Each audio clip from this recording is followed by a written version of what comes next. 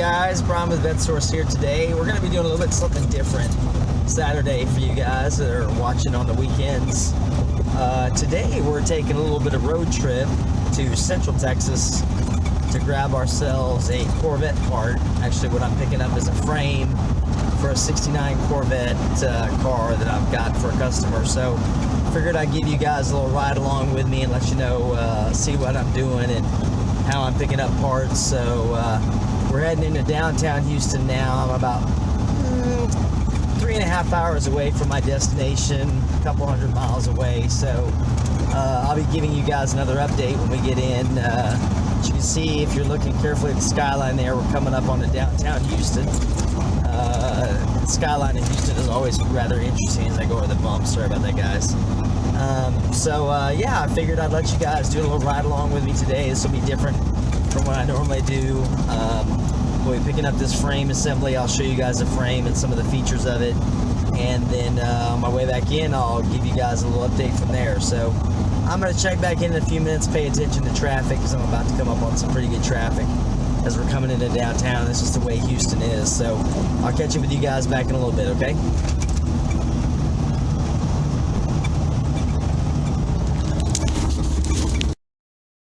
Alright, just a little update for you guys. We finally made it through downtown Houston and all the normal Saturday wrecks and driving and traffic and all the other good stuff. So we're getting up into a northern part of, well, we're actually past Houston now, into what we call the Woodlands, Texas, if you're not familiar with the area. So if you're not familiar, Houston itself takes about an hour to get across from one side to the other, from the south side to the north side. Shorter if you've got no traffic, but we're here with the tow rig getting up here to our Central Texas destination. Thought I'd give you a quick little update here. As you can see, we've got our trailer behind us here, pulling our trailer. So we're in the zone here, just moving. So I'll be back with you guys in a little bit, and if I see anything interesting on the way up, I'll let you know. I'll show you what we got. In fact, I think I'm going to actually pass by an open pit line on my way to where I'm going, so that might be kind of fun to look at. So I will be back shortly, guys. Hang tight. Alright, guys, we finally made it out of the city here on our way up to grab some Corvette parts. Figured I'd give you a little rundown of what it starts to look like outside of the city here. Now, for those of you that aren't aware of the geography of Houston, and some of the distances we talk about here, you know, when Texans, we joke about things are bigger here. So, for example, the north side of Houston to get to the south side of Dallas is a little over 250 miles away. So you're talking a little over 4, almost 5 hours of roads, like a road like this. This is Interstate 45 I'm on. This goes all the way to Dallas. So just to give you some perspective, where some states you can get across the whole state in a couple hours, just to get from the north side of Houston to the south side of Dallas is about 5 hours with traffic and if you're driving. Now what I'm doing now is I've passed north of Conroe and we're in Walker County, where we're coming up onto Huntsville. And Huntsville has a really beautiful state park that's over that direction there. Lots of nice pine trees, a really, really big lake there. It's kind of a nice, quiet place to go. Of course, we're already at 194 traffic deaths this year in Houston, so down here in Texas, I should say. So that over there, back in there, is all the state park. And then, of course, we're coming up on Sam Houston, is what Huntsville has part of it for its history. There's the exit for our state park right there for Huntsville. But if you're looking in front of me, you can kind of see already there's a big giant thing here on the side of the road, and I'll show this. This is a giant statue of Sam Houston himself that fought in the Battle of Santa Ana, the Texas Independence Battle down in San Jacinto, the Battle of San Jacinto down in Houston area, where the battleship Texas is still stored. Actually, over 100-year-old battleship still sitting there, docked. Where I think we're trying to figure out a way to find a way to repair it, because the leaks are starting to get bad on it. They don't want to get rid of it, So coming up here, you'll see as you come into Huntsville, this big giant statue of Sam Houston, and this thing's been here for a while, but it's like the entrance to Huntsville. Now, Huntsville, of course, would love to be known primarily for the Sam Houston connection and our big giant statue, but if you follow, news and events, the one thing, unfortunately, that overshadows Walker County and Huntsville in general is that Huntsville is the place where we bring our death row inmates to be executed here.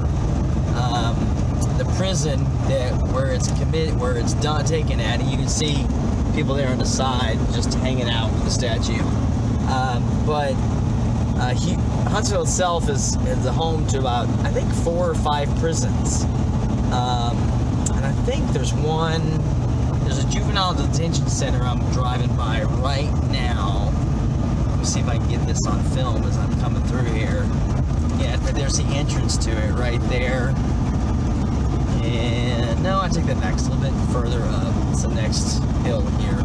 So they have a medical prison facility. They have this juvenile detention facility right here, that these outbuildings here are part of it. And then, of course, the original prison, there you go, see the prison right there. That's your juvenile detention center. So you can't see the original prison from the freeway, but the death house, as it's called, is smack dab in the middle of Huntsville, with just everything right around it. There's no line or difference. It's just got really tall, like 20-foot tall brick walls. And of course, what happens, it's interesting, is that our death row inmates are not even kept there in Huntsville. They're actually kept in Gatesville, which is I think Gatesville is another 140 miles northwest of here, west of here, I believe. And once the judge in Texas signs the death warrant, or essentially the warrant for your death, instead of a warrant for your arrest, they get a warrant for your death. Then they're transferred over to here to Huntsville, where they carry out the execution. So, whether you're for or against, I won't get into that, but, I believe in Texas we have over 500 offenders on death row, and they all end up right here in Huntsville. So you can see it's incredibly beautiful scenery here, but, it's known for its prison population and the fact that prisoners are executed here. So thought I'd give you that, just a little trivia about Texas as we're road tripping here. I'll probably tune back in a little bit later. I'm gonna show you guys the big convenience store everybody loves to come to called Buc-ee's. So give me a few minutes and I'll be right back. Hang tight. Alright guys, we are coming up on our next stop here. We're in a city called Madisonville, which is famous for growing mushrooms, crops of mushrooms. So the one interesting thing I wanted to stop here and show you guys was this convenience store that everybody talks about and goes to, and this is Buc-ee's. Okay, so if you've seen large convenience stores, yeah, they're big. This place is ridiculous. So you can see the sign in front of me, and this is only one of them. This chain has managed to populate quite a bit of Texas with these mega-sized convenience stores, and I will say they're nice, but for me, they're kind of gotten to the point where I've been in them so many times that they're just aggravating now because they're too busy. So this is actually one of the smaller ones here. This is one of the first ones they started to build. You can see here how many gas pumps are over here. And then over on this side, you got more gas pumps. Now, I'm not going to go inside and show you, but this place has an incredible amount of stuff to choose from in here. So I'm going to take a rest stop here real quick and park, and then get back out and show you guys. You can see how many people are here too. This becomes like a huge area to go hang out. You see how many gas pumps. But anyway, I'm going to go inside, take care of business real quick, and I will be back out with you guys in a few minutes, okay? All right. Alright guys, running through Central Texas here now, back on our back roads. We're actually on, I believe I'm on 164, running west out of Buffalo here. As you can see, we're kind of getting into semi-even hill country here in Texas. guys up north, this isn't really big hills to you, but for us down here, it's a little bit more hilly terrain. But especially the guys out of Houston, the Flatlanders. But just thought I'd give you a quick peek, some of the, normal stuff you see out here. We got some properties out here, people living out here in the, I think that's a little lake right there, as a matter of fact. But it's nice, peaceful, so I'm about 60 miles away from my destination and where I need to go, so I will not stay on here for very long. I don't want to get into a wreck on this 2-lane road, but I will be back with you guys shortly, and I'll let you see what I'm picking up. Alright guys, I'm running through Central Texas, and here we are with amazing sights. If you look off to your left right here, you'll notice that is a massive crane excavator. That is like the size of a skyscraper. That thing is huge. So I'm coming up over the hill. This is an open mine here. See if I can get a better shot of it. Wow, look at that. That thing is huge. You can't really see the scale of it from where I'm at. I'm just going to pull over real quick so you can see it.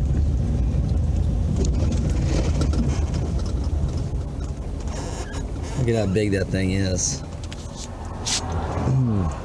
See if I can zoom in for you guys.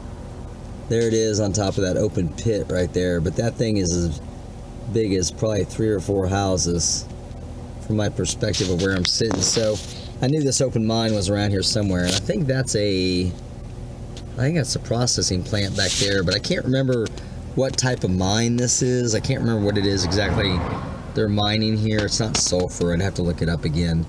But this is, I think it's called the Cost Mine. So it's actually kind of cool, but thought I'd give you a quick view of that. I mean, like I said, it's hard to see how big this thing is from just where I'm sitting, but that's a monstrous piece of equipment. So just more sights from our road trip. We'll be back again with some more. See you in a few, guys. And this is the huge processing facility, I think, for the mine, or that may be a coal-fired power plant. I haven't been through this section of Central Texas before, but that is a monstrous facility right here in the middle of nowhere. I'm going to show you a little bit closer as we get closer. So this is in Limestone County. Might be what they're coming with out of that mine, but I don't remember. But I think this thing here is a production facility, particularly strictly for whatever they're getting out of that mine, if I remember correctly. So you see those steam towers there, and I may be wrong. No, you know what? This is a coal-fired plant, because you can see the power grid right next to it. So this is an actual coal-fired power plant right here in the middle of Central Texas. Kind of cool little site while you're out road tripping. But so yeah, it's a totally different thing from the other. So okay, we'll be back in a few minutes. Alright, here we are after one wrong turn, which set me back about 45 minutes, but thought I'd give you one final video of our drive as we head into the sunset, heading due west. You can see I'm kind of in the open plain fields here. This is kind of cool, but I'm actually coming up, I believe, on Demara, Texas. So I'm right here. This is really Central Texas right here. So you kind of see horses and cows and all kinds of goodies around here. So thought I'd just give you a little view here as our sun comes down and some of our nice roads. I think I'm going to have to bring one of the Corvettes out here and take a little cruise. Maybe I can strap a GoPro to it or something and have some fun with it. But anyway, just a little update for you. I'm going to be at my destination if the sun doesn't blind me here in a few minutes, and then I'll show you guys what that frame assembly looks like on the back of the trailer, and give you a few details about what it's like. So check back with you guys in a minute. Alright guys, I'm back, finished up with my road trip. As you can see, I'm back here at my home base, and this was the payoff. What we were looking for as I was heading into the sunset last night. This is our 1968 to 72 Corvette frame assembly. Now this is an entire frame assembly. And of course, if you're looking carefully, you'll see this is upside down.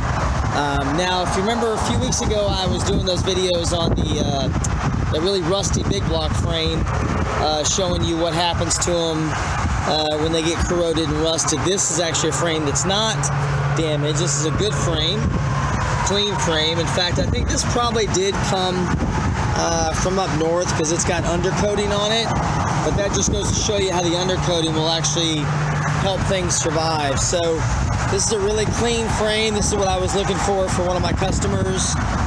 He's going to go ahead and use this in the restoration of his 71 Corvette. He's got one that's pretty heavily damaged, cracks and damage, things like that. So he's going to go ahead and use this one.